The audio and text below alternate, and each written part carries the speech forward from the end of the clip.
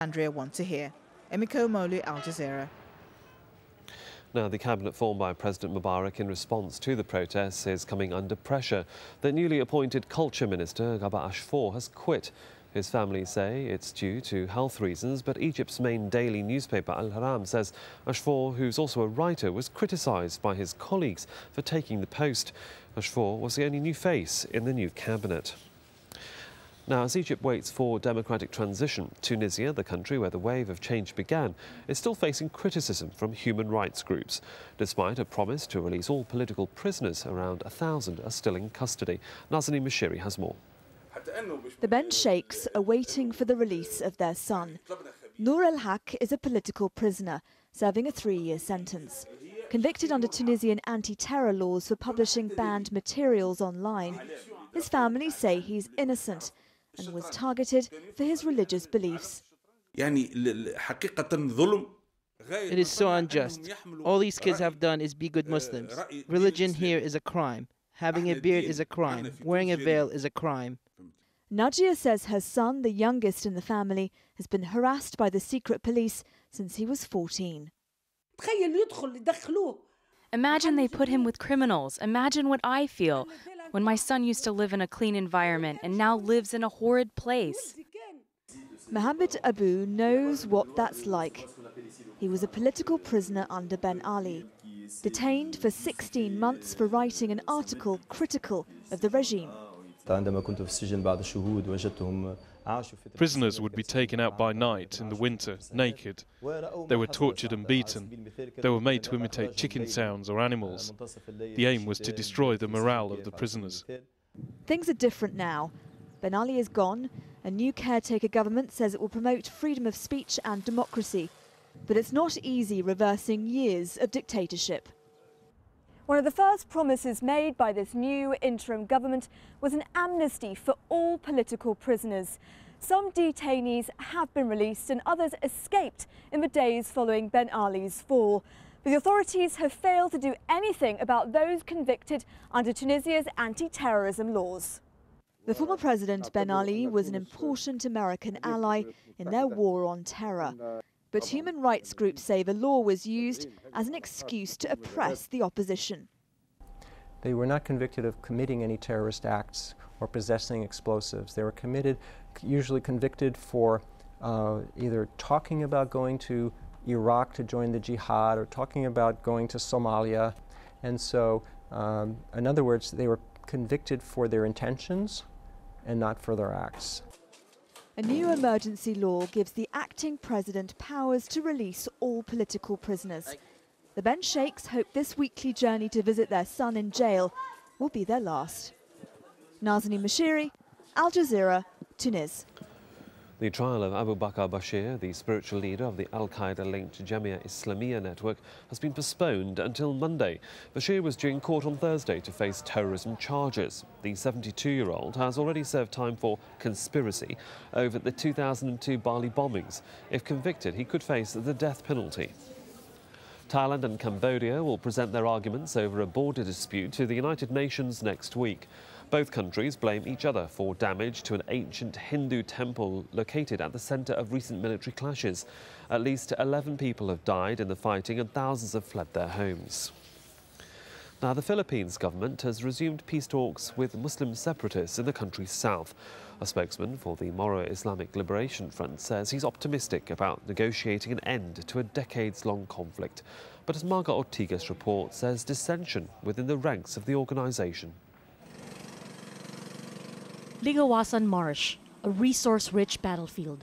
Long an enclave of the separatist Moro Islamic Liberation Front, or MILF, it was once difficult to get in without the group's say-so. But not anymore. 1,000 fighters in this one camp used to be affiliated with the MILF. Over the past couple of years, they have jumped ship and joined forces with the Moro National Liberation Front. They say more and more of them are doing so, growing frustrated and disheartened with the MILF leadership. For these fighters, it's a return to the mother group.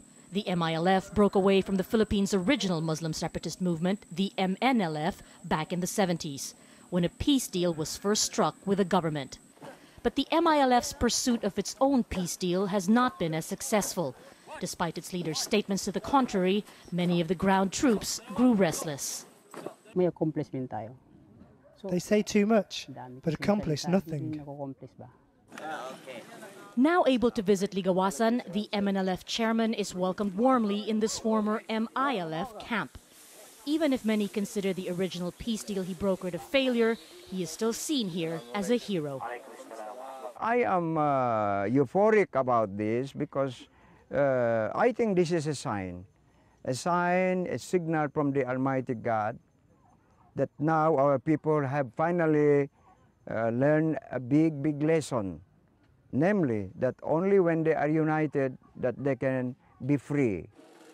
Another camp where MILF fighters have turned, believing the group's leaders to be ineffective and detached. Misuwari says that more than half of the MILF's 12,000 troops have now rejoined the MNLF, something the MILF leadership denies. I think that it's too exaggerated. We were able to sustain the strength on the ground, no problem at all. Here in the MILF heartland, the finishing touches are being put on what's to be the largest mosque in the country. Construction stalled 3 years ago. Around the same time, MILF peace talks with the government fell through. Site engineers got over their hurdles, but it's back to the drawing board for the MILF. Until the leaders face the discontent of their own ground forces, any deal discussions with the government now will be nothing more than cosmetic. Marga Ortigas, Al Jazeera, Cotabato, Southern Philippines. It's more than a year away, but already politicians in the United States are looking ahead to the next presidential election. Stay with us to find out whether Sarah Palin is best placed to run for the Republicans. And rescuing migrants who don't need rescuing. Coming up, we'll tell you what has got the Mexican army so embarrassed.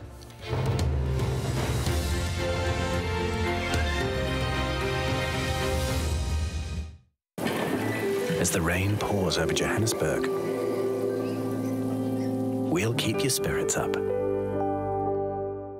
Hello, after Wednesday morning's rain across parts of the Arabian Peninsula, here we go, this big bulge of cloud making its way out of the way. Drier, brighter skies coming in behind.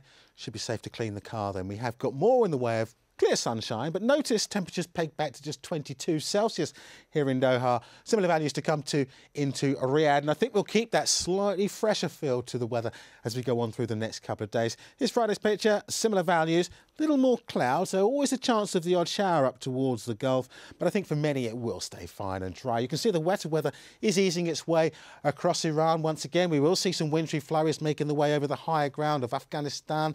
Quite a bit of snow a possibility here, and also into parts of Pakistan. Much of India is fine and dry. We are still very concerned, of course, across the southernmost parts of the Bay of Bengal into Sri Lanka, where we have got further flooding rains to come over the next day or so. But I'm pleased to say that wetter weather is easing its way further south. We come into South Africa, some showers there just around the Eastern Cape. Heavy downpours still a possibility into Mozambique, into southern parts of Tanzania. We will see further heavy rain too, once again into Madagascar. Zambia could also see some flooding, and it stays pretty wet too for a good part of Angola. Qatar Airways, world's 5-star airline. As China undergoes profound changes, competition for jobs becomes a struggle to survive. 2 graduates fresh out of college seek employment in a city of 8 million people.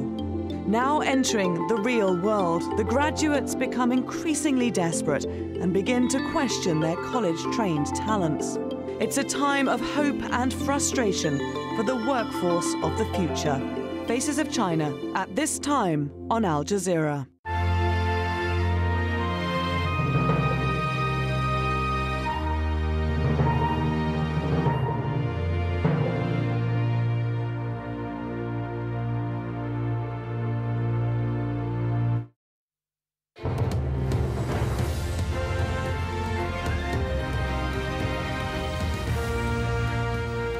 Welcome back. Our top stories here on Al Jazeera. At least 20 people have been killed and 22 wounded in a suicide attack in northwest Pakistan. The explosion took place inside a military base in the Merdan region. The attacker was wearing a school uniform. Muslim separatists in the Philippines have resumed peace talks with the government. However, there's concern over a split in the ranks of the Moro Islamic Liberation Front. And mass protests are continuing in Egypt for a 17th day. Thousands of workers are expected to strike for a second day as they demand pay rises and government reforms. Now, the US is warning Mubarak's government to make the reforms that people are calling for. On Wednesday, President Obama spoke to Saudi Arabia's King Abdullah about the crisis. Obama stressed the importance of taking immediate steps towards an orderly transition. Patty Culhane reports. On the streets of Egypt, the protesters make their point with their presence. In Washington, D.C., the message is being sent from this podium, a list of demands. Lifting the emergency law. One of them is our constitutional changes so that we get toward free and fair elections. But I think it's obvious that they've yet to meet the threshold. The response from Egypt sent through the American media. The U.S. can't tell Egypt what to do. How can you ask me to disband that emergency law while I'm in difficulty? Give me time, allow me to have control, to stabilize the nation, to stabilize the state, and then we would look into the issue. The Egyptian foreign minister raising the possibility of the military taking over. To that, the Obama administration responded that aid could be on the line. We will evaluate their responses to and their level of restraint will be evaluated as we make decisions on our aid. The Obama administration is also reportedly facing pressure by Israel to stop pushing for Mubarak's departure. At the White House Wednesday, Defense Minister Ehud Barak in high-level meetings on Egypt. WikiLeaks cables show who they want to be in charge. The U.S. Embassy in Tel Aviv saying in 2008 that when Mubarak steps down, quote, there is no question that Israel is most comfortable with the prospect of Omar Suleiman. In another cable, a U.S. diplomat writes, quote, Suleiman told us Egypt wants Gaza to go hungry, but not starve. The new Egyptian vice president, up until Wednesday, the Obama administration's very public choice to lead the orderly transition, now beginning to temper their public praise. Patty Culhane, Al Jazeera, Washington. There's intense speculation in the United States over Sarah Palin's intention to run for the presidency next year.